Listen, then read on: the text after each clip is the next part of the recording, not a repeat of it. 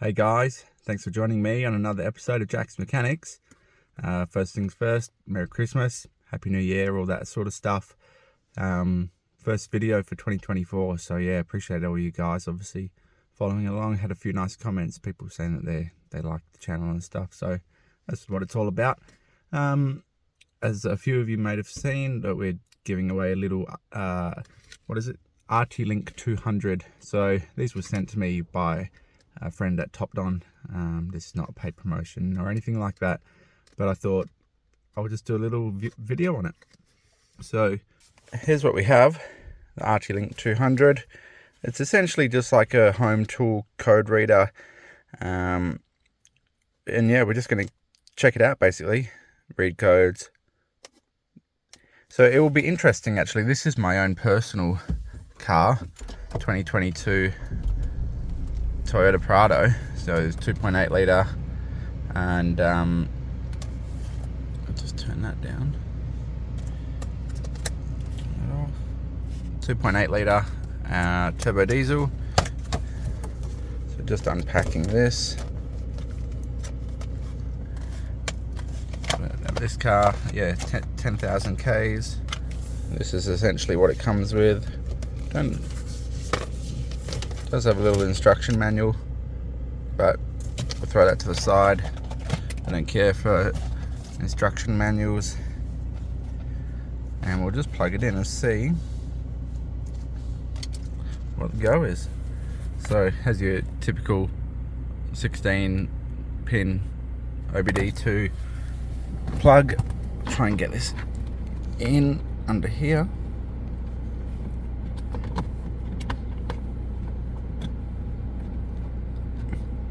Might just pause that and try and get that in, bear with me. So actually, for those of you that don't know, that's your DLC connector. Every car will have one. DLC standing for diagnostic link connector, and we just want to plug that in, hopefully. Dad? Hang on, baby. Righto, so now we found the hole. Let's have a look. Exit would be setup, enter would be scan. We'll just go into scan. So no codes. So it all sort of went away. Let's have a look. Vehicle info. Engine is running. Pulled up the van.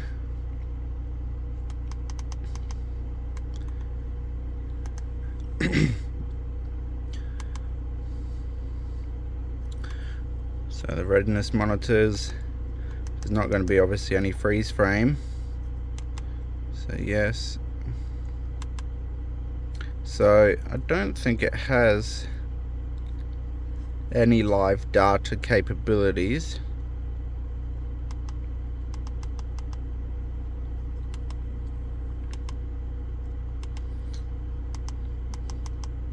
Yeah, so it looks like it's quite literally just a code reader, and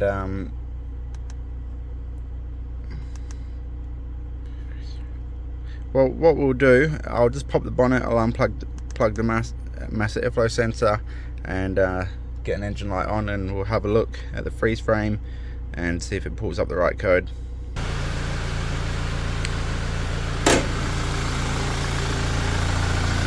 So we've got our airbox, and then we've got our mass airflow sensor.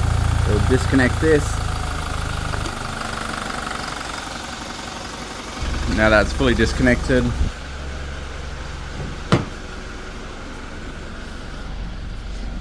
A bunch of lights. So that's cool. So now let's have a look. Read codes.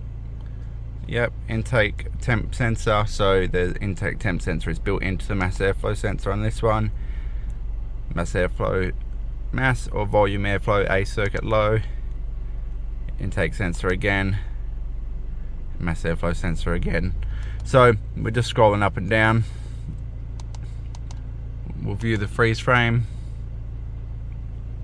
So it can read PIDs on the freeze frame, so that's cool, but we just don't have any live data. So as you can see, our intake air temp sensor is -40. That's basically a default for open circuit. MAF is obviously at 0 as well.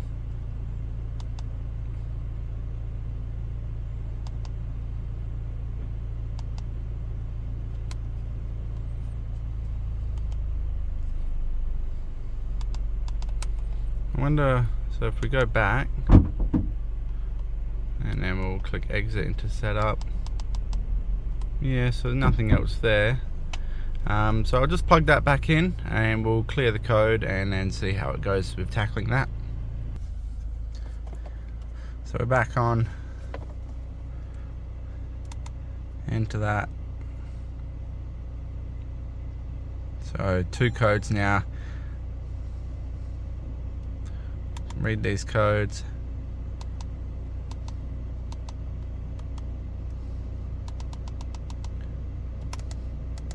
Alright, so we'll erase the codes. So I did say failure, but it looks like it's cleared them. We've got no engine light. That's because the car was running, so we'll read the codes. No codes are stored. So essentially, this helps you work out what code you have. It doesn't have any live data. It can potentially point you in the right direction and of obviously what may be wrong with your car. If a mass airflow sensor was unplugged or something, if you'd done some previous work on your car and forgot to plug it in, it's good from that perspective. For a mechanic, you know, obviously we need to have live data to interpret that and, you know, fix the car. But essentially, for the cost of this, I think it's $30 or $50. That's not too bad. You know, for Super Cheap Auto and that, they charge you $35, I think, just to read your codes and clear them. So this thing you can keep in your glove box. It's nice and compact, and you can have it for forever, basically. So yeah, I mean, it's good that it actually read the car, this being a late model one, and yeah, it is what it is at the end of the day. Would I buy it? For me personally, hard to say. You probably don't need it for a new car. Would it be worth it if you had an older car? Probably not a bad idea. Most, you know, good quality mechanics will be charging diagnostic fees and doing the job properly anyway. So it sort of depends if you dabble in your own sort of cars and stuff like that. If you don't, you probably don't need it. For the money, it's probably not too bad. So anyway, I hope that sort of clears something up for you. Just a quick overview. It reads and clears codes, has freeze frame and your readiness monitors. Let's have a look into that. It has no live data.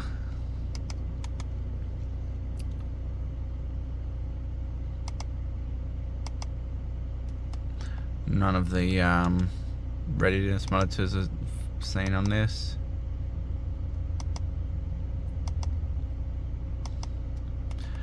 Yeah, it is what it is. It's alright. For the money, live data would be cool, even if you could look at a couple of PIDs. But that's probably on a different model. So yeah, hope you got something out of it. Please consider liking and subscribing. If you'd like to get your hands on one of these for free, be a subscriber. Send one out to you. I'm going to do a little bit of a draw, and the end of this month, maybe early Feb. But yeah, thanks again, guys. See you the next one.